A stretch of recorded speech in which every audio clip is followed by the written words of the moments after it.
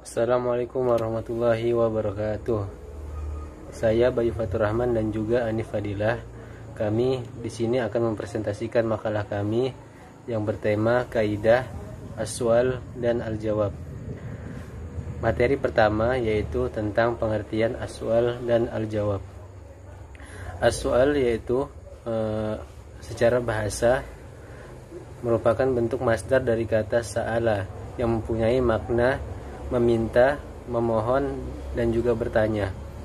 Adapun al-jawab yaitu bermakna balasan dari perkataan atau jawaban atas perkataan tersebut. Jadi secara harfiah as-su'al dan juga al-jawab dapat diartikan sebagai pertanyaan dan juga jawaban. As-su'al dan al-jawab dalam Al-Quran adalah pola pertanyaan yang disertai dengan jawaban yang terdapat dalam ayat-ayat Al-Quran tersebut. Pola tersebut tidak semua sama, tetapi beragam. Terkadang ada jawaban yang diberikan dan dialihkan dalam arti berbeda dari apa yang ditanyakan. Terkadang juga jawaban lebih umum atau lebih khusus, tergantung kepada keadaan dan keperluan untuk hal tersebut. Adapun bentuk-bentuk as-su'al dan al-jawab akan dilanjutkan oleh Anif Fadilah. Bismillahirrahmanirrahim. Oke, di sini saya akan melanjutkan presentasi dari saudara Bayu Fatur Rahman, yaitu bagian B atau bentuk-bentuk kaidah as-su'al wal jawab dalam Al-Quran.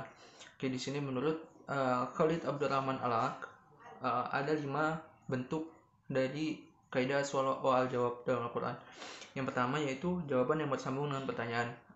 Jadi di sini maksudnya bahwa dalam satu surah itu biasanya terdapat pertanyaan. Nah, itu biasanya bisa langsung dijawab dalam surah tersebut. Itu yang disebutkan bahwa jawaban yang bersambung dengan pertanyaan, dan biasanya itu tidak terlalu jauh dengan ayatnya. Maksudnya perbedaan ayatnya. Oke, yang kedua yaitu jawaban yang terpisah, baik terdapat dalam satu surah maupun 2 surah yang berlainan. Nah, jadi maksudnya di sini adalah misalnya ada pertanyaan, seperti contoh di sini ada pertanyaan dalam surah Al-Furqan ayat 7. Nah, itu jawabannya ada di dalam surah Al-Furqan ayat 20.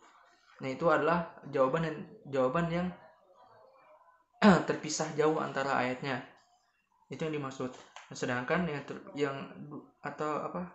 jawaban yang terpisah dalam lain surah itu ada pertanyaan di dalam surah Al-Furqan ayat 60, dan itu jawabannya ada dalam surah Ar-Rahman ayat 1 sampai 4. Itu adalah jawaban yang terpisah antara satu surah dan surah lain. Bisa juga terpisah dalam satu surah tetapi ayatnya berbeda jauh. Terus selanjutnya yang ketiga yaitu 2 jawaban dalam satu surah untuk satu pertanyaan. Nah, di sini sebagai contoh di dalam surah Al-Furqan itu ada satu pertanyaan. Nah, sedangkan di dalam surah Al-Qasas itu ayat 68 itu ada 2 jawaban untuk pertanyaan dalam surah Al-Furqan, dan itu dia berbeda surah.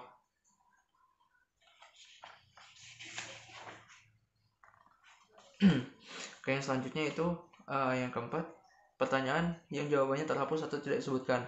Nah, di sini kemarin saya sudah sempat mencari juga, tapi ternyata memang jawaban untuk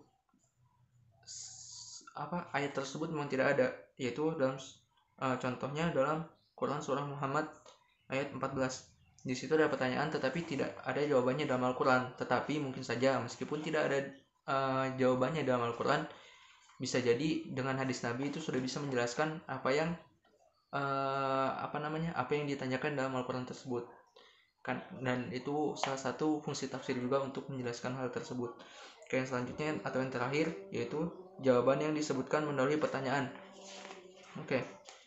Contohnya ini ada surah Shad ayat 1 dan jawabannya ada di surah Shad ayat 4. Kenapa seperti itu? Ya mungkin karena ini kan Al-Quran sudah mengikuti penulisan Rasm Utsmani atau Mushaf Utsmani. Nah, bisa jadi pada saat turunnya ayat ini itu ayat tersebut itu pertanyaannya turun duluan. Pertanyaannya turun duluan, habis itu jawabannya. Cuma setelah disusun itu baru di penyusunan itu jawaban duluan. Dan mungkin juga salah satu hikmahnya adalah bahwa hal ini menjelaskan di dalam Al-Quran itu tidak semua pertanyaan yang disebutkan duluan, tetapi bisa jadi kayak seperti yang tadi ini di surah Shad itu jawabannya lebih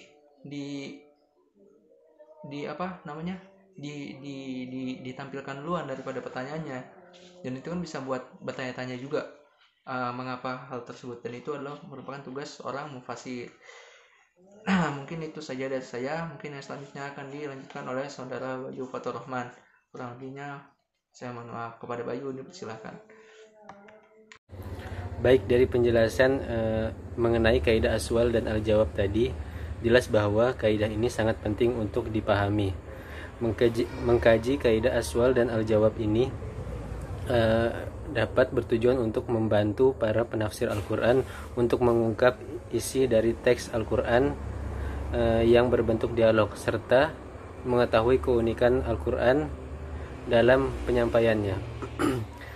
Selain itu, pengetahuan tentang aswal dan al-jawab dalam Al-Quran memberi pelajaran kepada umat Islam tentang adab-adab dalam bertanya dan materi yang akan dipertanyakan, sebagaimana pada beberapa ayat yang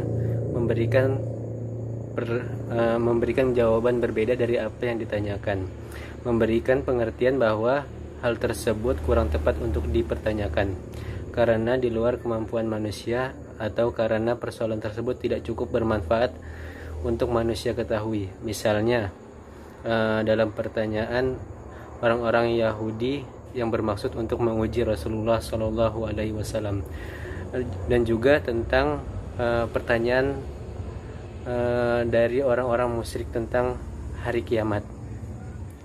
Hanya itu yang dapat kami sampaikan, kurang dan lebihnya mohon dimaafkan. Saya akhiri, wassalamualaikum warahmatullahi wabarakatuh.